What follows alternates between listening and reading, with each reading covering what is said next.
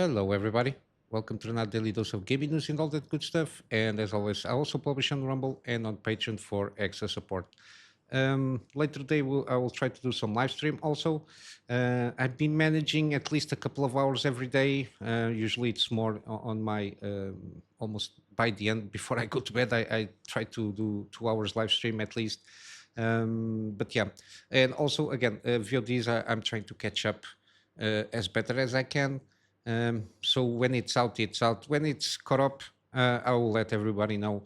At least if you want to at least catch up with the live streams, again, it's the live stream itself, so nothing is cut out. If you want to wait for the VODs, we have to wait a couple until it catches up with the live streams. And at this moment is basically the only game that I'm playing, given to time constraints.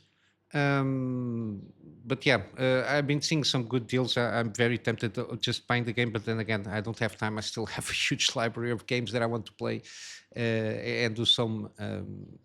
I'm interested in doing some gaming series out of them.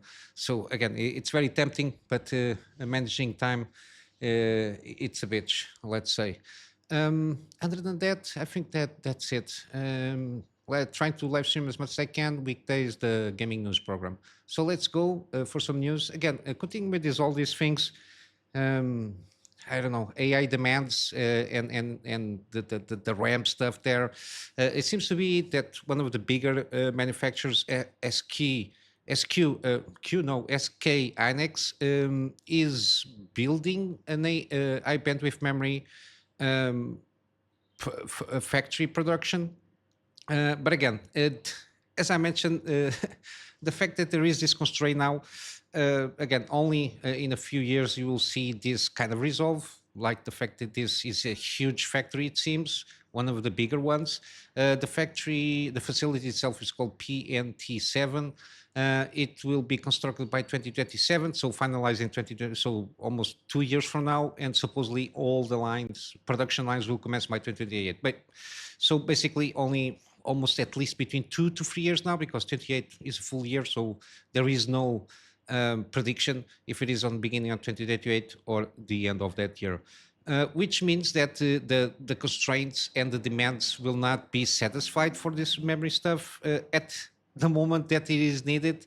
And again, the fact that I think AI bubble will burst because it seems to me, again, I'm not a specialist on this area, but it seems to me that the demand and the prices, because of lack of products, seems to be at least in a certain way artificially created. Because again, we got I'm not a big specialist in this, but it seems that again there is some kind of circle jerk or loop feed or feed loop between the companies that need the memory, the ones that sell the memory, and the ones that manufacture the memory. And seems to be some artificial, I don't know, manufacturing of the market conditions itself, which creates the conditions that we are at the moment in a certain degree. I'm not saying that everything is kind of fake per se, but it seems, again, given the biggest and most flagrant case is that OpenAI stuff that happened, I think last year, was regarding there were some rumors or reports that were people going into big stores trying to buy up all the DDR5 memory kits there and everything. The demands that were making deals of trying to catch the most that they could from the factories in terms of production for the year. But again, these demands were not, they're not even were kind of memorandum of understanding. They were just word of mouth saying, I will need 40% of your output for that year to be reserved for me. And of course, when you start getting this kind of deals or asking this kind of huge amounts of production output for your company, you start creating basically what we can say a scarcity of the product itself, because if you have other clients, I want X amount of this memory chips, and they say no, I cannot provide you because I got this other company that needs 40% of my output. So if you really want, I will have to charge you more, and to make an excuse for the other company, for them to that I cannot provide 40%, I can only provide, I don't know, 35. Again, these things exist in the background, on a daily basis for sure, and it creates the inflation of the prices, the illusion that there is a huge demand, when in reality, maybe that is not exactly what it's happening, at least what we are seeing on the news. And yeah, I think to a certain degree this might be a little bit manufactured, let's say, but that's the sense that I get. Again, I'm not a specialist on markets or even a financial expert on trying to go around and see if this is what's really happening, but it's kind of the sense that it gets me. But the fact that they are doing the factory, it seems that the manufacturers themselves are willing to take the chance of building these factories. Um, Again, we all see that even if to a certain degree AI bubble bursts, eventually, I don't know when, but it seems that this is a bubble itself. If it bursts or at least deflates itself, there is still some, the fact that we already have this hardware in existence. I'm assuming if there is a huge availability of the product, and the demand is not that much, the products will come down.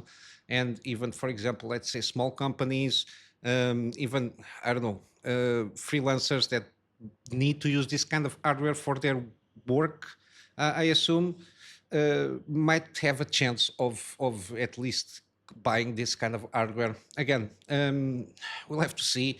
But at least some companies, specifically this one, SK Hynix, sorry, seems to be trying to leverage their market position, and at least make this investment for this huge factory.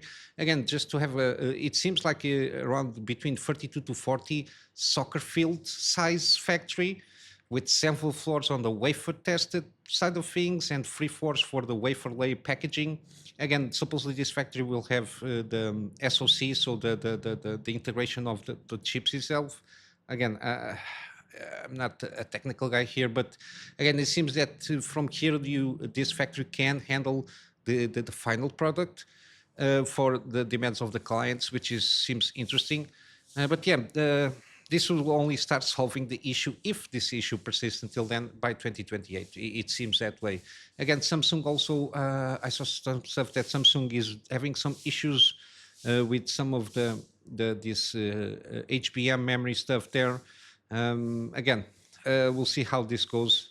Maybe Hynix will eventually overtake to a certain degree some positions from Samsung. But yeah, this thing with the cheap memory stuff there is inflating a lot the prices, even on the consumer side of things, which is not good. Other stuff here, it seems that, again, the fact that we got this high bandwidth memory stuff and chips needed with high demand, it seems that the GDDR6 memory, which is usually used more for GPUs, the demand seems to be surging also. And they, on this article, said that might afflict PlayStation 5s and gaming GPUs prices. That's my assumption here, because, again, NVIDIA with the 50 series, they already transferred themselves to GDDR7, but this is very kind of relatively new technology implemented. The mainstream stuff is still GDDR6 and GDDR6X, if not mistaken. I think this demand from GDDR6 is more because of Tesla. I'm assuming also they will do the terafab stuff there with Intel. I'm not sure if the chips that they want to make, or the components they want to make, will include, for sure they will include, I will assume this is for their cars and other stuff there, for the infotainment stuff there, and probably, I don't know if it, for example, the auto drive module of the Teslas need this kind of, if they have workloads similar to to like the GPU in terms of AI. I assume so because I think it's parallel computing, which usually it's better for GPUs. Again, don't quote me on that, but that's the sense that I got. Again, the fact that they will start with the terafab stuff also, again, it will only be implemented in about 1 or 2 years or so from now. That's the impression that I got with they're also building the plant, manufacturing plant there. Again, it seems that unless we will see some of this going in terms of production going a little bit up. I don't know if the prices of the upcoming GPUs will increase. Hopefully, RDNA 5 will come sooner rather than later with GDDR7. I don't know if it is then it will basically increase the demand of GDDR7 memory modules. And then with that, seems that in overall market, seems that the production output is less than the demand at this moment in time. I just hope that they can figure out a way of dealing with this and kind of stabilize a little bit the market, at least for the sake of final consumers. Because again, when you have this kind of affiliate prices to a certain degree, companies can, let's say, they can reason the higher prices by the fact that they were going to monetize the hardware they are going to buy through services to consumers. But in the end, even those services that companies will provide by buying that hardware will be more expensive eventually because they have to justify the initial investment of that hardware. Again, in the end, it's always us, the consumer, that will pay for it. That's why I would like to see if there is any more company. Again, I think some Chinese companies will be able, at least not the higher end in terms of the chips, memory chips, but the mainstream stuff. Hopefully, the next year or so, they can catch up because I covered a few days ago one Chinese company that they already, I think by the end of this year, they will wrap up the construction of one of those chip manufacturing plants, and they will start producing again. Hopefully, we'll see something to stabilize the market, or else I don't know about this RAM prices and NVMe prices, and by the looks of it, GPU prices. Hopefully, this stabilizes and comes a little bit down to normal prices, like at least from a year ago, or else we are completely screwed. In terms of GPU stuff there, I didn't catch the reviews of the, I think, 9950X 3XD of Jesus. I don't know which CPU it was. 9950X3D2. Jesus. I think it's like the dual CCD X3D kind of a Vcache stuff there now. It seems to be the top performer everywhere for gaming and productivity, but the price itself doesn't seem to justify. I didn't see any reviews, and one of the reasons because it went over under my radar, I didn't even see hardware unbox. But I saw this video. It was published a couple of days ago, I think. I know, yeah, no, today. Okay, it was today.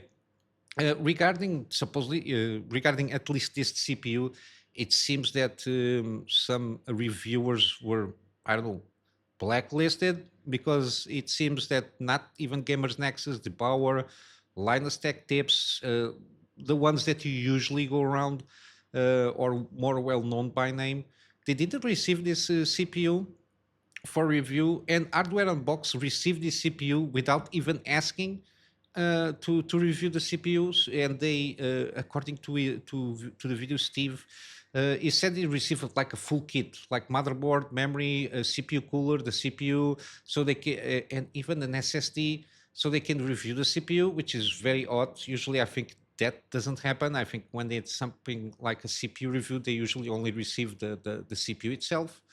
But yeah, he goes about explaining. It's a relatively short video, 15 minutes, explaining his situation and trying to, I don't know.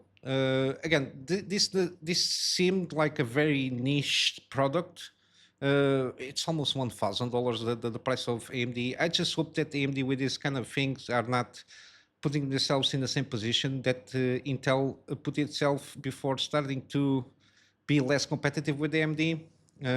Hopefully they can adjust, but again, AMD marketing teams, they are not the best one to market their own products. I don't know what happened there. Maybe they thought they didn't need.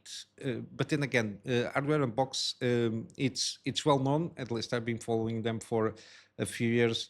But the fact that they even given the trouble of, I don't know, delivering or giving for review Gamers Nexus and all of it, like even the bar, I think it received. Sorry, I think he received. But for example, Gamers Nexus, Linus Tech Tips, Hardware Canucks. Um, there is a couple of others that I completely forgot the names. He goes about in the video there. Very interesting to say the least. What happened there? Again, hopefully this is like a one-time off, like a mistake in terms of the marketing teams and distributing this stuff there. Some miscommunication happened there, but again, I need to check eventually the Gamers Nexus video because I think they made a video of it, of their own situation. And they got the sense that they were basically blacklisted there. I'm not sure if they tried to contact AMD regarding this CPU specifically, but hopefully this is just one off, like a completely bad mistake from AMD's part, because if they by the looks of it, Intel is trying to swing around and do the best it can do for consumers, let's say, and be more competitive with AMD. I just hope AMD don't fall in the trap that that Intel fell in the last years. But yeah, I do recommend watching the video because it goes about it. That's probably one of the reasons you didn't see the review of this CPU around the internet. Then you got a little bit more extra information. At least this is part of the rumors after the official lowering the price of the oh my god, Xbox Game Pass. It seems that again they officially reduced the price for at least two tiers, which is the Game Pass Ultimate here, which is now $23 instead of the $30, and the PC Game Pass, it's now $14 instead of the $17. Again, I think this is around 20-ish something percent reduction of price. Again, don't quote me that, I didn't do the math. While the other two tiers are basically the same. The trade-off, which again, this had to be done because again, it didn't justify financially them just introducing, for example, the Call of Duty, which is something they will now remove. The first launch of Call of Duty will not be included on the Game Pass. Eventually, we added, like after a year of being launched, they will start including the latest, the last Call of Duty game on the Game Pass there. At least that's the impression that I got from this official statement from Xbox, and I think it has effect immediately. So it seems the lady that it's in charge of this, Asha Sharma, is doing something to try and see and correct this thing with the Xbox. Hopefully this will be translated for the Xbox Helix. I saw some articles covering that, but again, it's still a lot of rumors and such. But yeah, again, she has to start to do something because she didn't start with the right foot. There was some confusion there with the fact that she comes from the AI department somewhere from Microsoft, if not mistaken, and again, that doesn't bode well for the consumers that are that they want a console that play games. We'll have to wait and see. Again, she starts good. Let's see how this evolves. For now, it's a good step. Again, I always said this thing with the Game Pass, they cannot try to include everything and just start, because to justify to include everything, they will ramp up almost to $50 a month to try and compensate the revenue losses of just selling the game aside. The games aside, not only Call of Duty, that there are other games for sure, especially from first party studios. But yeah, there has to be some trade-offs, and they have to be very flexible on this. Again, I'm not sure if they're going to start introducing. One of the rumors that I saw was probably they will like do pick your own kind of Game Pass. So basically, it's like basically a mobile plan to a certain degree. Said would you pay depending on what you choose for the libraries. Again, I don't know how that will go. I don't know. For example, I think could be something interesting is to see choosing, for example, games that came out a year ago, or you will have access of all the games that come on the platform Xbox. That came 1 year after the publish date. They will be automatically included on the Game Pass, something like that, and then maybe have like another tier, like 2 years after they publish, they will be automatically added to the library on your own plan, and then you can, I don't know, reflect something on the price itself there. Then you can have like a one that probably will be like $100 a month. You have access to everything with the DLC included, something like that. I don't know. I think it can be something that he can gain them some money if it is something like that, like choose your own plan there, because it allows, for example, it allow them, sorry, to gain some revenue from direct sales of the game, and then after that year, usually it's again usually 6 months, depending on the game. Usually the sales drop down, and then they can include that on the Game Pass, and they can take I don't know, a share of the revenue of the Game Pass from that game. At least it's something that can still, I don't know, live in the interwebs. Again, there is a lot of ways they can do this to try and fix the problem with the Game Pass, because again, given that they are trying to, which I think it's a mistake, trying to make Game Pass as the main service that they sell to gamers. I think it's a good complement for the hardware that they can sell. Now, the problem with the hardware itself is the fact that it seems they're trying to come up with a hybrid PC console stuff there. I'm not sure, because again, I heard some things from mainly from Motorslice that trying to, even if the console is excellent, and it costs $1,000 and can, I don't know, let's say have a performance of a $2,000 PC. Again, it all depends what you can call a 2000 PC. Depends on the time, because now a $2,000 PC, you will spend a quarter of that in RAM. So you got that. So that there is a lot of stuff that can be deduced from that. But then again, if you're trying to compete, for example, with the PlayStation 6, if they have a similar performance in games, and you're selling something that it's akin to a PC, and it costs, I don't know, let's say 40% more than a PlayStation, again, people will buy for the cheaper stuff, which is a PlayStation 6, because there is not a huge difference in terms of gaming performance, let's say. They basically are similar. People will opt out with a cheaper solution. And again, we all know that with PlayStation, if they continue to deliver stuff, quality stuff, people will tend to go for the hardware that is cheaper, because they know it will last the same for eventually. And again, it's one of those things that usually, at least the majority of the consumers will choose there. But yeah, other stuff here. We got some news regarding these MindsEye developers. This was a shit show. The Builder Rocket Boy studio. It seemed that they had some spyware without the consent or even the knowledge of the employees there.